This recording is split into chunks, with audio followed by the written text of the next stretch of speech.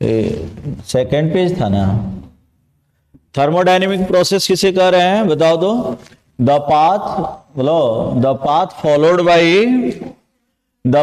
Followed by a system when it goes from one state to other state, है ना, और from initial to final. ज्यादा बढ़िया कौन है? One state to other state is called as process. Process मतलब यहाँ थर्मोडायनेमिक प्रोसेस की हम लोग बात कर रहे हैं, ठीक है। अब ये कितने तरह के हैं? 7 तरह के। कौन कौन बताओ? बोलो। Isothermal process, isobaric process, isochoric process, adiabatic process, cyclic process, reversible process और इरिवर्सिबल प्रोसेस। अब हम लोग इधर 1 बाय 1 करके पढ़ रहे हैं। पहला कौन था? आइसोथर्मल। तो आइसोथर्मल को हम लोग क्या किए हैं? 2 पार्ट में बांट दिए हैं। कौन कौन बोलो? हाँ, इसको 2 पार्ट में, आइसो और थर्मल। आइसो का मतलब क्या हो गया? सेम। थर्मल का मतलब क्या हो गया? टेम्परेचर। तो यहां पर ये बात आ गया कि कांस्टेंट टेम्परेचर रहेगा। तो इसके लिए हम लोग डेफिनेशन क्या लिखे अभी? The process which occur at, बोलो, constant temperature throughout, constant temperature throughout is called as क्या? Isothermal process. उसको हम लोग क्या बोल रहे हैं? आइसो। इसका मतलब ये हुआ कि इसका टेम्परेचर कांस्टेंट है, लार्ज चेंज इन टेम्परेचर भी 0 है और स्मॉल चेंज इन टेम्परेचर भी 0 है। मतलब अगर कोई प्रोसेस हो रहा है तो इनिशियल भी वही था, फाइनल भी वही था, और बीच के हर एक पॉइंट पर भी सेम टेम्परेचर था। ऐसा नहीं कि 25 डिग्री से 30 हुआ, फिर 40 हुआ, फिर 50 हुआ, फिर 30 हुआ, फिर 25 हो गया लास्ट में। ऐसा नहीं है कि इनिशियल और फाइनल ही, है ना। इस तरह के प्रोसेस को हम लोग क्या कहेंगे? Isothermal process. जो थ्रू आउट क्या हो, सेम ही टेम्परेचर पर हो रहा हो, उसको हम लोग क्या बोलेंगे? आइसोथर्मल प्रोसेस, ठीक है। तो इसका पहचान यही है कि डेल्टा टी भी 0 होना चाहिए और dt भी 0, लेकिन हीट, वॉल्यूम, प्रेशर, ये सब क्या है? वेरिएबल। सिर्फ टेम्परेचर कांस्टेंट है। आइडियल गैस के लिए हम लोग क्या पढ़ते हैं? Boyle's law. कौन सा लॉ पढ़ेंगे? Boyle's law. अब बॉयल्स लॉ का मतलब क्या हुआ? तो लिखो, बॉयल्स लॉ का स्टेटमेंट लिखो। तो लिखो, the volume of inversely proportional to its pressure is inversely proportional to its pressure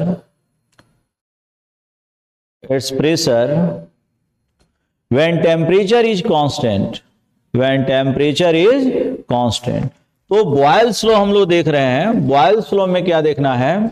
देखो, बॉयल्स लॉ ये बता रहा है कि जब टेम्परेचर कांस्टेंट हो, जब टेम्परेचर क्या हो? कांस्टेंट हो, जब नंबर ऑफ मोल कांस्टेंट हो, उस कंडीशन में वॉल्यूम जो होता है वह इनवर्सली प्रोपोर्शनल होगा किसके? प्रेशर के।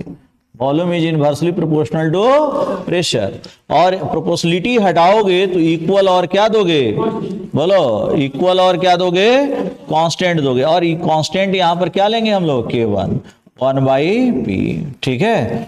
तो देखो, अगर हम लोग एक ग्राफ प्लॉट करें, यहां पर एक ग्राफ हम लोग प्लॉट करें V और 1/P में, V में और 1/P में अगर हम लोग प्लॉट करें तो बताओ तो हम लोगों के पास इक्वेशन क्या है? V equal to K1 into 1/P plus 0, है कि नहीं?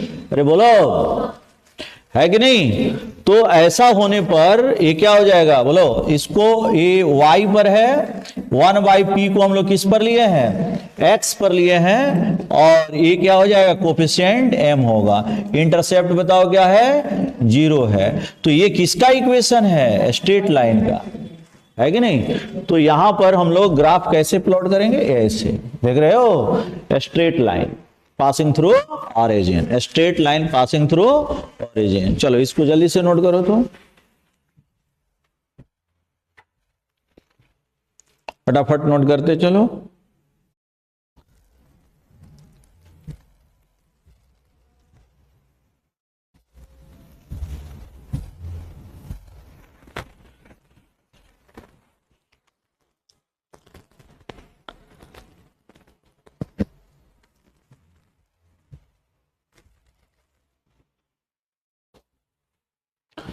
वाई एक्सिस पर क्या था इस बार, भी, और ये क्या हो गया 1/p। लेकिन अगर हम लोग इस तरह का ग्राफ प्लॉट करें, इस पर इस तरह का ग्राफ प्लॉट करें कि यहां पर वाई एक्सिस पर हम लोग p को प्लॉट कर दें, किसको प्लॉट करें, p, किसमें, लीटर में, सॉरी एटमॉस्फेयर में, p किसमें है बोलो, एटमॉस्फेयर में,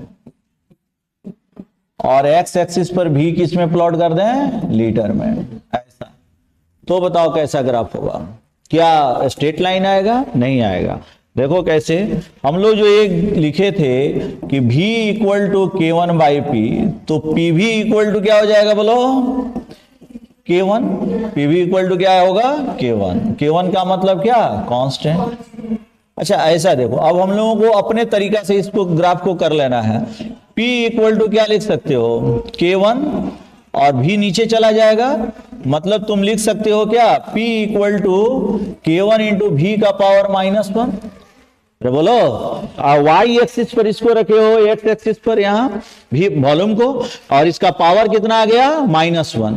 तो -1 जब रहेगा तो -1 का ग्राफ कैसा आ जाएगा बोलो, रेक्टेंगुलर हाइपरबोला। इसको हम लोग क्या बोलते हैं, रेक्टेंगुलर हाइपरबोला, हाइपरबोला, ये ग्राफ होगा। और जानते हो यहां पर ये स्टेट 1 है, this is the state 1, this is the state 2। यहां पर प्रेशर को हम लोग बोलेंगे P1, और इसके कॉरेस्पॉन्डिंग वॉल्यूम को हम लोग बोलेंगे V1। इसके कॉरेस्पॉन्डिंग यहां देखो, ये वाला हो गया P2 और ये वाला हो गया V2। तुम क्या देख रहे हो, वॉल्यूम को जब हम लोग बढ़ा रहे हैं तो प्रेशर क्या हो रहा है, घट रहा है, प्रेशर घट रहा है। इनवर्सली प्रोपोर्शनल का है ही मतलब ये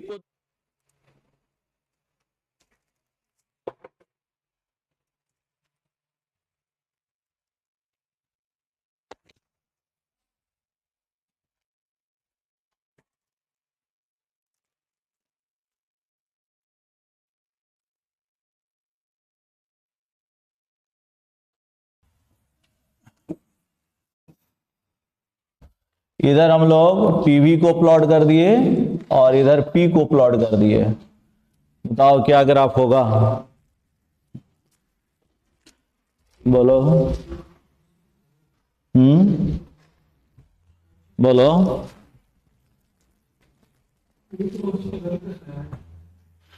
PV तो कांस्टेंट है, हाँ ये तो सही पकड़े, तो चेंज करेगा ही नहीं। P तुम छोटा रखो, बड़ा रखो, 2 गुना कर दो, 5 गुना कर दो, कोई फर्क पड़ने वाला नहीं है। तो जब फर्क पड़ने वाला नहीं है तो इसका ग्राफ कैसा होगा, parallel to the pressure axis. और ये वैल्यू कितने के बराबर होगा बताओ, ये वैल्यू कांस्टेंट है ना, PV का वैल्यू कितना है, K1, ये देख रहे हो, तो ये K1 के बराबर हो जाएगा। किसके बराबर हो जाएगा, K1 का बराबर। जब तक तुम टेम्परेचर कांस्टेंट रखोगे तब तक PV का वैल्यू चेंज होने वाला नहीं है।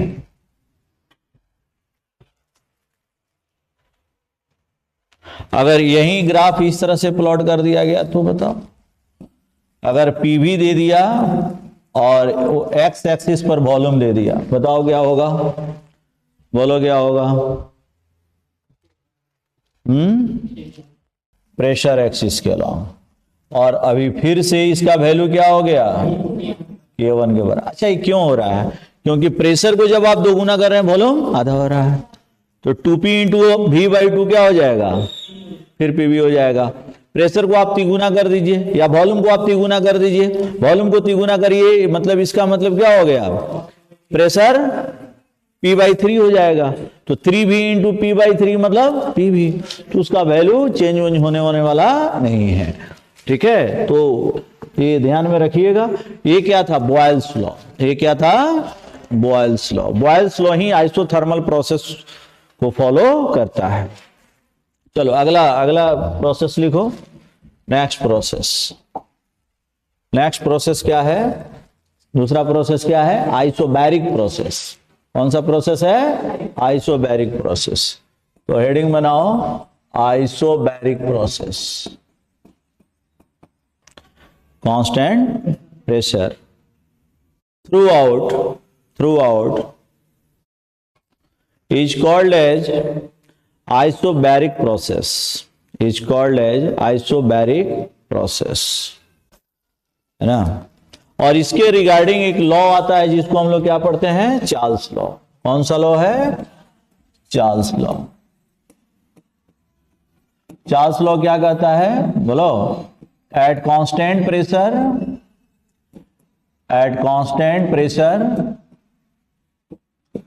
Pressure volume of the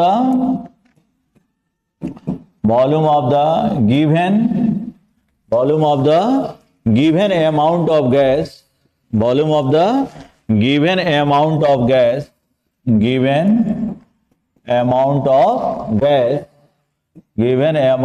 gas is directly proportional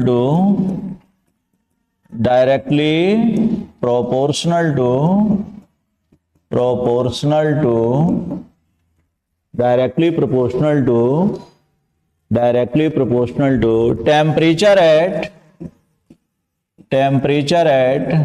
Kelvin scale,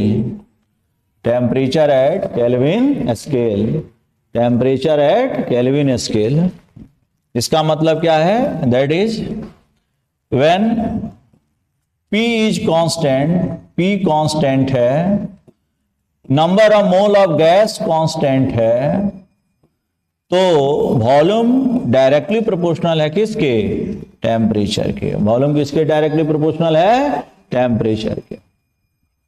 ठीक है, volume is directly proportional to temperature at Kelvin scale. दूसरे स्केल पर नहीं, डिग्री सेंटीग्रेड पर नहीं, कहां पर, केल्विन स्केल पर। कहां पर, केल्विन स्केल पर। हो गया, चलो अब देखो यहां पर कि वॉल्यूम और टेम्परेचर क्या है, एक दूसरे के डायरेक्टली प्रोपोर्शनल। प्रोपोर्शनलिटी को हटाओगे, जैसे V दिया है यहां पर, V proportional to T, V equal to क्या लिखोगे, K2T लिखोगे, है ना। और V बाई T क्या हो जाएगा, K2। मतलब वॉल्यूम और टेम्परेचर का रेशियो क्या रहेगा, सेम रहेगा। वॉल्यूम और टेम्परेचर का रेशियो सेम रहेगा। अब तुमको ग्राफ प्लॉट करना है वॉल्यूम और टेम्परेचर में। y एक्सिस पर वॉल्यूम, x एक्सिस पर टेम्परेचर करो, x एक्सिस पर टेम्परेचर करो। टेम्परेचर निश्चित रूप से किसमें है, केल्विन स्केल। किसमें है, केल्विन स्केल। और ये किसमें है, लीटर। चलो जल्दी से नोट करो।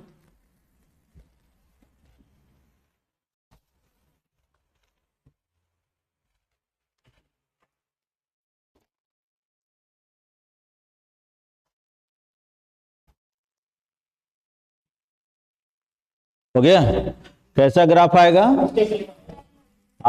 तो देखो स्टेट, लेकिन इसमें एक बात तुमको सीखना पड़ेगा। क्या सीखना है जरा देखो, कि तुम तो लिख रहे हो V इक्वल टू K2T और प्लस लिख दिए 0, अरे लिखे हो ना, ठीक है। अब V को प्लॉट कर रहे हो किस एक्सिस पर, Y, और T को प्लॉट कर रहे हो कहां पर, X। तो इसका जो भी कोफिशिएंट होगा वो क्या हो जाएगा, M।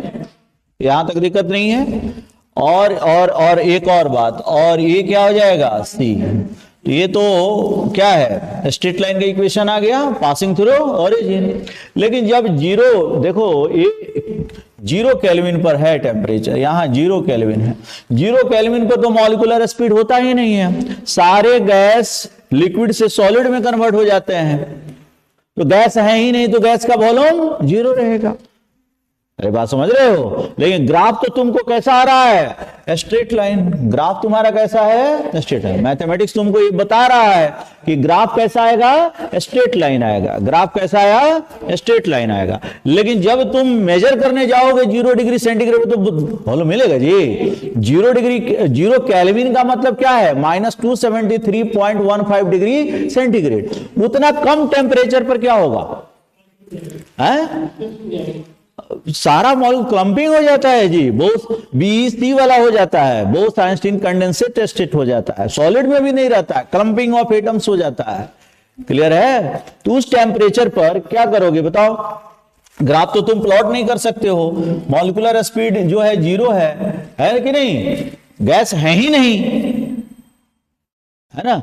लेकिन टेम्परेचर जैसे जैसे बढ़ाओगे क्या होगा? गैसियस स्टेट आएगा, स्टेट आएगा। जैसे गैसियस स्टेट आ गया मतलब अब गैस है, अब लिक्विड में भी नहीं जाएगा, है ना, क्रिटिकल टेम्परेचर को भी पार कर गया है, तो वहां से ये क्या करेगा? चार्ल्स लॉ को फॉलो करेगा। ठीक है, तो वहां पर डायरेक्टली प्रोपोर्शनल हो जाएगा। चलो जल्दी से नोट करो तो। प्रोसेस क्या पढ़ना है? Isochoric process. आइसोकोरिक प्रोसेस क्या होता है? ये कांस्टेंट वॉल्यूम पर होता है। तो लिखो, तो लिखो, जल्दी करो, लिखो। The process which occurs at constant volume, the process which occurs at constant volume, the process which occurs at constant volume, the process which occurs at constant volume, the process which occurs at constant volume throughout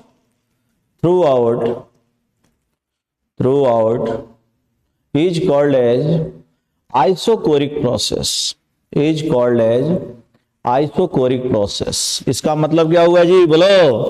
volume, हाँ, volume constant होगा, भी constant होगा। तो भी constant का मतलब क्या? ये तो थ्रू आउट है ना, तो डेल्टा भी क्या होगा? 0। डीवी भी क्या होगा?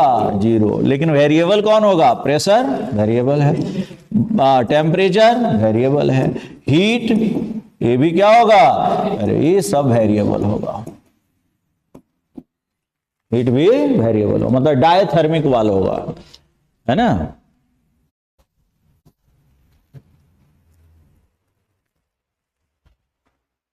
जल्दी से नोट करो।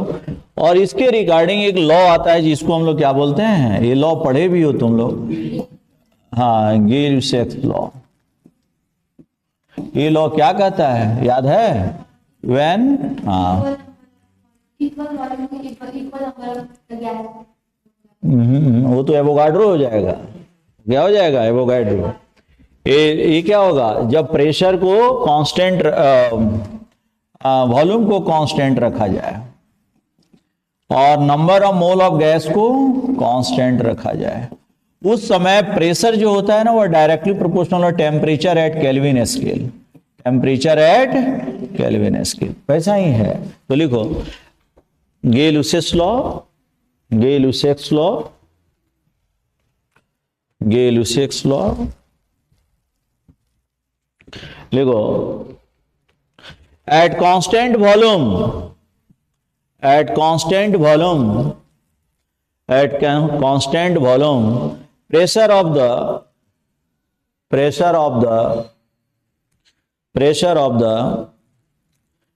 given amount of ideal gas, given amount of ideal gas, pressure of the given amount of ideal gas is directly proportional to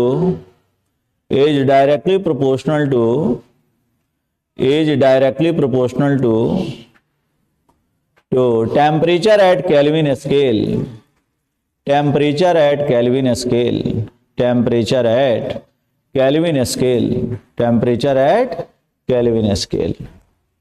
clear हुआ? तो अगर तुमसे कहा जाए कि भाई बताओ प्रेशर और टेम्परेचर के बीच में ग्राफ प्लॉट करके दिखाओ, है ना, क्या होगा? बोलो। स्ट्रेट लाइन आ जाएगा। यहां पर क्या लिखोगे? P equal to K3T। क्या लिखोगे? K3T। तो क्या होगा यहां पर? और स्लोप कितने के बराबर होगा? K3 के बराबर होगा। चलो जल्दी से नोट कर लो।